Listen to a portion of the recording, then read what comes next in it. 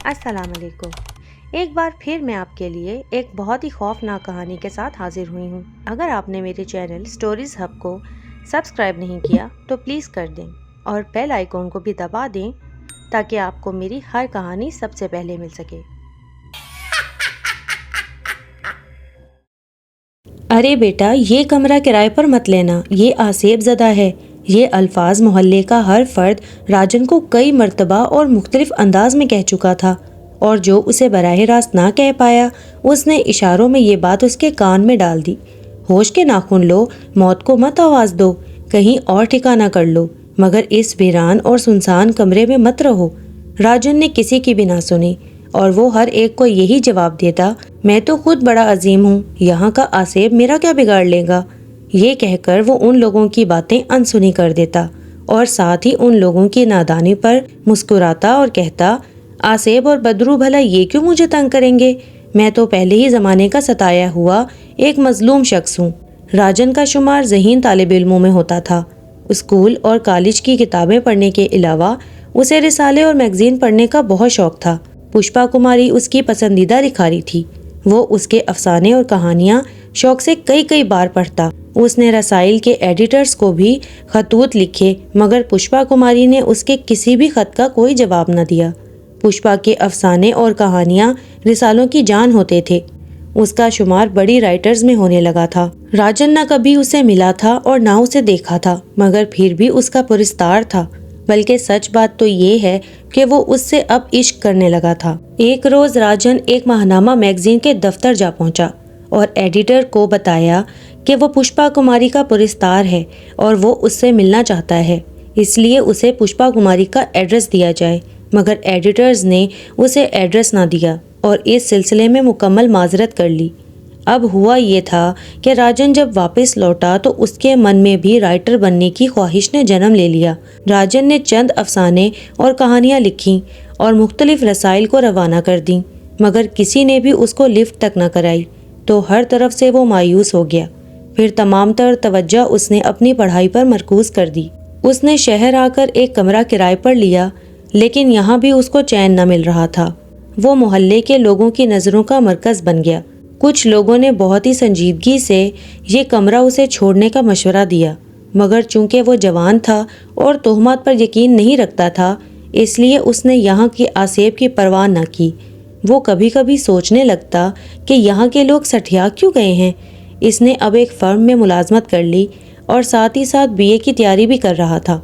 राजन शाम को 7-8 बजे कमरे में आता। उसका कमरा क्या था, एक अच्छी खासी कुशादा कोठरी सी थी, जिसमें 2 ऊंचे रोशनदान लगे हुए थे, जिनकी वजह से रोशनी अंदर झांकती रहती थी, और सामने की गली की तरफ खुलने वाली एक खिड़की थी। न जाने उसे खिड़की से क्या चिढ़ थी कि वो उसे हर वक्त बंद ही रखता था। पढ़ने की मेज़ उसने उसी खिड़की के सामने लगाई थी, मगर वो खिड़की को पढ़ते वक्त भी बंद ही रखता था। राजन को अब इस कमरे में आए 1 माह गुजर गया, मगर कोई नाखुशगवार वाक़या पेश न आया। उस अरसे में राजेश, जो उसी मोहल्ले में एक हंसमुख नौजवान था, राजन का दोस्त बन गया। अब जैसे ही राजन कमरे में आता तो राजेश भी वहां पर आ जाता। फिर दोनों कमरे में बैठे खूब गप्पे मारते रहते। वो दोनों ताश की बाजी भी जमाते। एक दिन राजेश ने कहा, यार राजन, तुम हर वक्त खिड़की क्यों बंद रखते हो? क्या खिड़की इसीलिए लगाई गई है कि उसे बंद रखा जाए? राजन मुस्कुराकर बोला, मैं जानता हूँ दोस्त कि तुम्हें इस खिड़की के बंद होने पर क्यों एतराज़ है। वक्त गुजरते देर नहीं लगती। राजन को अब इस कमरे में आए 2 माह गुजर गए, मगर उसे कोई आसेब नजर न आया। राजन के इम्तिहानात भी नज़दीक आ चुके थे, इसलिए वो अब राजेश से भी कम मिला करता था। वो दफ्तर से आकर कमरा बंद करता और रात गए तक पढ़ाई में मसरूफ़ रहता। एक रोज़ उसके दफ्तर की छुट्टी हुई तो मौसम बहुत ही खुशगवार था। वो घर जाने की बजाय एक पार्क की तरफ चल पड़ा। नरम नरम हरी घास पर लेटे हुए उसे बहुत सुकून मिल रहा था, मगर अचानक ही राजन का दिल इस माहौल से उचाट हो गया और वो फौरन ही उठा और घर की तरफ चल पड़ा। राजन घर आने के बाद जब अपनी मेज़ पर सर टिकाए कुछ सोच रहा था कि दफतन एक खटके से खिड़की के दोनों पट खुल गए और सर्द हवा का एक झोंका अंदर आया। उसने घबराकर सर उठाया और आगे बढ़कर खिड़की को दोबारा बंद कर दिया, मगर दूसरे ही लम्हे खिड़की फिर से खुल गई। और उसके साथ ही राजन ने अपने अंदर एक अजीब सी तब्दीली महसूस की। उसे यूं लगा जैसे कोई उसके अंदर समा गया हो।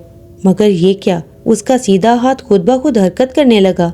उसने बेसाख्ता कलम उठाया और फिर सामने रखे सफ़ेद खाली कागज़ पर लफ्ज़ बनते चले गए। राजन ने अपना हाथ रोकने की पूरी कोशिश की, मगर उंगलियां बदस्तूर कागज़ पर तैरती फिर रही थीं। लफ्ज़ बढ़ते गए, सफ़े काले होते गए।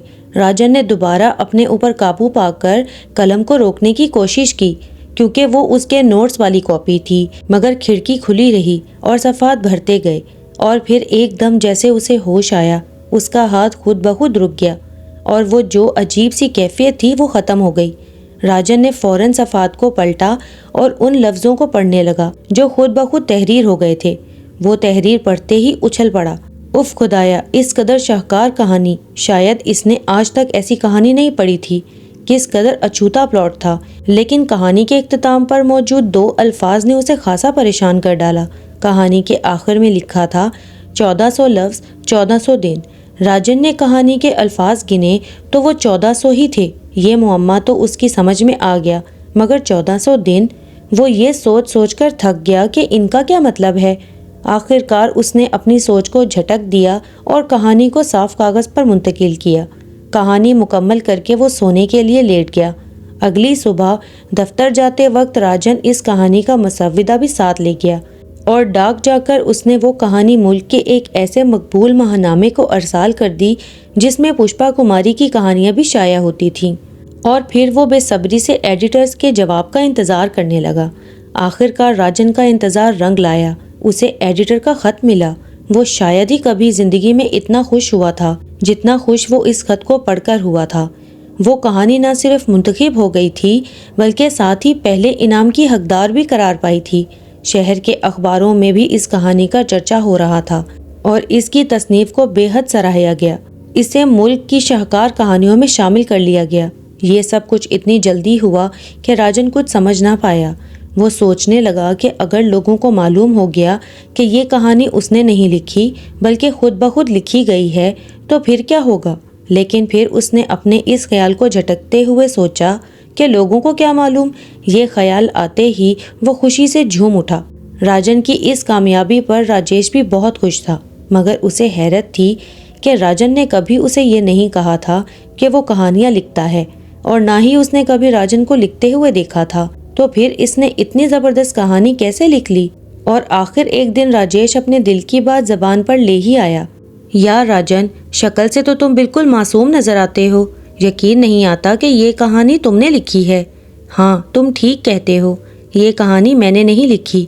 राजेश तो राजन के इस जवाब को गहरा तंज समझते हुए खामोश हो गया था, मगर दूसरी तरफ राजन अक्सर ये सोचता और परेशान हो जाता कि आखिर इन 1400 दिनों का क्या मतलब है। और जब वो ये सोच सोच कर थक जाता तो अपने दिल को तसल्ली देते हुए कहता, होगा कुछ मतलब इसका भी, मुझे ज़्यादा फिक्र की क्या ज़रूरत है। कई माह गुजर गए, मगर राजन पर दोबारा वो कैफियत तारी ना हुई जो पहली कहानी लिखते वक्त हुई थी।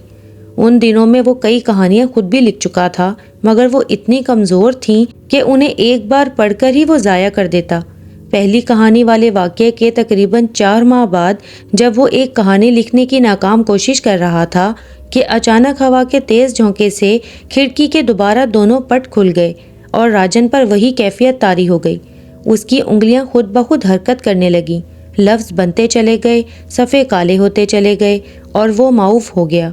जब राजन को होश आया तो उसने देखा कि उसकी उंगलियां रुक चुकी हैं, और जब राजन ने वो कहानी पढ़ी तो वो खुशी से नाच उठा। ये कहानी पहली कहानी से भी ज़्यादा मौसर और अछूती थी, मगर आखिरी अल्फाज पढ़कर वो फिर से परेशान हो गया। 825 लफ्ज़ 825 दिन। इसने कहानी के अल्फाज गिने तो वो वाकई 825 थे, मगर ये 825 दिन का क्या मतलब है। बहरहाल उसने इस ख्याल को जहन से फिर झटक दिया। दूसरी कहानी का छपना था कि हर जगह अखबारों, रिसालों और टीवी तक में लोगों ने उसकी तारीफ़ों के पुल बांध दिए। पुराने पुराने तजर्बाकार अदीब और मुसन्निफ़ चौंक कर रह गए। उन्हें अपनी कश्ती डूबती हुई नजर आने लगी। नाकदरों के मुंह खुले के खुले रह गए। उस पर तारीफ के साथ साथ तनकीद भी की जाने लगी। इस सिलसिले में राजन का टीवी पर इंटरव्यू भी नशर किया गया। फिर तो उसके घर लोगों का हजूम लग गया। उसके पास लोगों के इतने खतूत आने लगे कि वो पढ़ ही ना पाता था। राजेश भी अपने इकलौते दोस्त के लिए खुशी से फूले ना समा रहा था। अब राजन का शुमार मुल्क के मशहूर अदीबों में होने लगा। साथ साथ उसके पास दौलत भी आती गई। कई महानामों के एडिटर्स ने उसे अपने पर्चे में अच्छे मुआवजे के एवज कहानी लिखने की दावत दी। दौलत मिलते ही राजन ने एक फैसला किया जो बकौल उसके बहुत ज़रूरी था। चंद रोज़ बाद राजन शहर की सबसे मॉडर्न बस्ती में एक शानदार कोठी में बैठा अपनी कहानी को बार बार पढ़ रहा था। राजेश को इस बात का बहुत अफसोस था कि राजन अब उससे दूर चला गया है, मगर उसके जहन में राजन के अल्फाज अब भी गूंजते रहे थे। राजेश, तुम आज भी मेरे दोस्त हो, कल भी मेरे दोस्त रहोगे। राजन का एड्रेस उसके महानामों में ना छपता था, इसलिए उसके नाम की तमाम डाक रिसालों के एड्रेस पर आती थी, जो एडिटर इकट्ठी करके उसे भेज देता था। उन खतूत में ज़्यादातर खतूत लड़कियों के ही होते थे, लेकिन कभी उसने किसी लड़की के खत का जवाब नहीं दिया था, क्योंकि उसके मन में तो सिर्फ पुष्पा कुमारी ही बसी हुई थी। लेकिन अजीब इत्तेफाक ये था कि पुष्पा कुमारी का आज तक ना तो कोई इंटरव्यू कभी छपा था और ना ही उसकी तस्वीर शाया हुई थी। राजन ने इन महानामों के एडिटर से पूछा कि वो जो खत पुष्पा कुमारी को लिखा करता था उनके साथ उन्होंने क्या सलूक किया, क्योंकि पुष्पा कुमारी ने आज तक उसके किसी भी खत का जवाब नहीं दिया। एडिटर्स ने उसे बताया कि पुष्पा कुमारी का एड्रेस पोस्ट बॉक्स का है और वो उसके नाम की तमाम डाक उसके पोस्ट बॉक्स वाले एड्रेस पर भेज देते हैं, और उसके खतूत भी उन्होंने पुष्पा कुमारी को भेज दिए थे। अगर उसने जवाब नहीं दिया तो उसकी मर्जी। उसके साथ ही उन्होंने राजन को पुष्पा कुमारी का एड्रेस भी दे दिया, मगर राजन ने कसम खा ली थी कि अब वो पुष्पा कुमारी को कभी खत नहीं लिखेगा, और वो अपने इस अहद पर कायम भी रहा। फिर एक रोज़ मामूल की डाक में राजन पुष्पा कुमारी का खत देखकर चौंक गया। पुष्पा कुमारी ने उसकी ताज़ा कहानी की तारीफ की और साथ ही मुबारकबाद भी लिखी थी। राजन ने पुष्पा कुमारी के खत को कई बार पढ़ा, उसे चूमा, आंखों से लगाया, मगर जानबूझकर जवाब न दिया। 2 हफ्तों बाद फिर पुष्पा कुमारी का खत आ गया। उसने राजन से खत का जवाब ना देने का गिला किया, मगर राजन ने उस खत का भी जवाब न दिया। यूं पुष्पा कुमारी ने उसे कई खतूत लिखे, मगर राजन ने जवाब न दिया।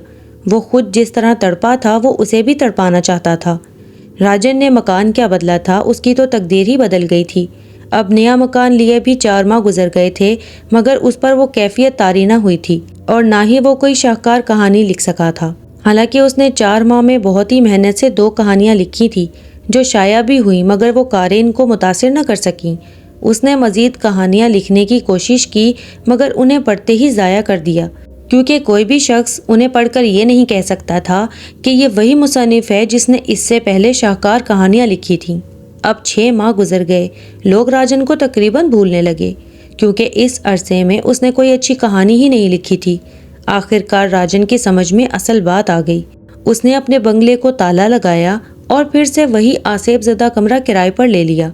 मोहल्ले वाले उसे देखकर परेशान हुए कि ये आदमी है या खुद आसेब है। अच्छा भला बंगला छोड़कर फिर से इस आसेब ज़दा काल कोठरी में आ गया है। उसके वापस आने की सबसे ज़्यादा खुशी राजेश को हुई। अगले रोज़ राजन उसी खिड़की के सामने बैठा कोई प्लॉट सोच रहा था कि वही हुआ। खिड़की झटके से खुली, हालांकि कुंडी लगी हुई थी। एक अजीब सी कैफियत उस पर छा गई। उंगलियां तेज़ी से हरकत करने लगी और लफ्ज़ बनते चले गए। वो एक तवील कहानी थी, जभी तो इतनी देर तक उसकी उंगलियां हिलती रहीं, मगर उसको थकावट का बिल्कुल एहसास न हुआ।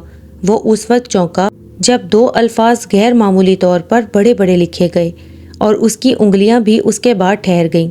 2000 अल्फाज और 2000 दिन। उसने फ़ौरन अल्फाज को गिना और हैरान रह गया। कहानी पूरे 2000 अल्फाज पर मुश्तमिल थी। उसने कहानी को अच्छे कागज़ों पर मुंतकिल किया और जब प्लाट पढ़ा तो उसकी चीख निकल गई। ऐसी शाहकार कहानी शायद ही दुनिया में कोई और हो। राजन की कहानी एक बार फिर शाया हुई तो फिर पूरे मुल्क में उसकी धूम मच गई। अखबारी नुमाइंदे, टीवी के फोटोग्राफर्स और ना जाने कहां कहां के लोगों ने उसके घर पर हल्ला बोल दिया। जब उसकी कहानी को एक आला अदबी अवार्ड दिया गया तो अवार्ड की तकरीब एक 5 स्टार होटल में मुनक्किद की गई। उस तकरीब में पहली बार पुष्पा कुमारी आई। उसको कोई अवार्ड तो ना मिलना था, लेकिन वो सिर्फ राजन के लिए आई थी। वो भला की हसीन और लाखों में एक थी। उसका ये हसीन रूप राजन के दिल पर भी क़यामत ढा गया।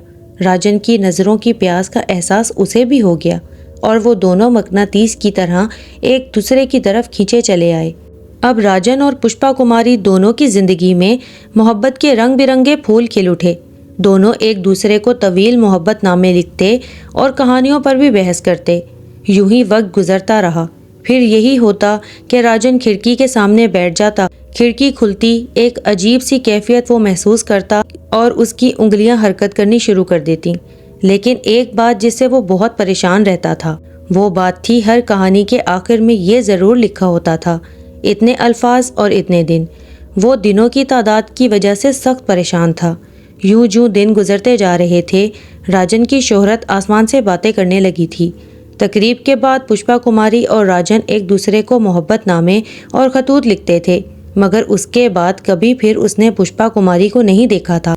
उसने मिलने के लिए कई बार इसरार भी किया, लेकिन पुष्पा कुमारी हर बार इनकार कर देती थी। आखिरकार एक दिन जब राजन पर दिनों की तादाद का भेद खुला तो वो कांप के रह गया। नहीं, ये कभी नहीं हो सकता, वो चिल्लाया। इसकी अगली कहानी के आखिर में छोटा सा नोट लिखा था। लिखा ये था, मिस्टर राजन, तुम ये जानना चाहते हो कि दिनों का क्या चक्कर है, तो तुम्हें बता दूं कि इनका मतलब है तुम्हारी ज़िंदगी के इतने दिन कम हो गए हैं। तुम जितने अल्फाजों की कहानी लिखे हुए पाते हो, उतने ही दिन तुम्हारी ज़िंदगी से खारिज हो जाते हैं। अब तक तुम्हारी ज़िंदगी के 12,400 दिन कम हो चुके हैं, मगर ये शाहकार कहानियाँ उसके मुकाबले में बहुत ही सस्ती हैं। ये राज पता चलने के बाद राजन न रहा। हर वक्त खलाओं में कुछ देखने की कोशिश करता, मगर किसी नतीजे पर न पहुंचता। राजेश ने भी उसकी बदलती हुई कैफियत को भांप लिया और उससे पूछा, राजन, तुम्हें क्या हो गया है? मैं देख रहा हूँ तुम काफ़ी दिनों से खोए खोए रहने लगे हो। आखिर बात क्या है? नहीं, ऐसी कोई बात नहीं, मैं एक ख़ास कहानी सोच रहा हूँ। अब राजन ने खिड़की के सामने बैठना भी कम कर दिया था। उसे वो नोट अंदर ही अंदर खाए जा रहा था। एक दिन वो यूं ही कलम हाथ में लिए खिड़की के सामने बैठा कुछ सोच रहा था कि झटके से खिड़की खुली और उस पर वही कैफियत तारी हो गई। नहीं, मैं नहीं लिखूंगा। मगर उस कैफियत की वजह से वो अपनी बात को अमली जामा ना पहना सका। वो चिल्लाता रहा, मगर उसकी उंगलियां बराबर सफ़े भरती रहीं। राजेश ने भी उसके चीखने की आवाज़ सुनी तो भागकर उसके कमरे में जा पहुंचा। क्या बात है? अभी तुम्हारे चीखने की आवाज़ आई थी। तुम बताओ, तुम्हें क्या हुआ है? नहीं, ये तुम्हारा वहम होगा, मैं तो यहाँ बैठा कहानी लिख रहा था। राजन ने खुद को संभालते हुए कहा, ये मेरा वहम नहीं है। बोलो, क्या बात है? क्या अपने दोस्त से भी तुम छुपाओगे? और ये खिड़की क्यों खुली हुई है? तुम तो हमेशा इस खिड़की को बंद रखते थे।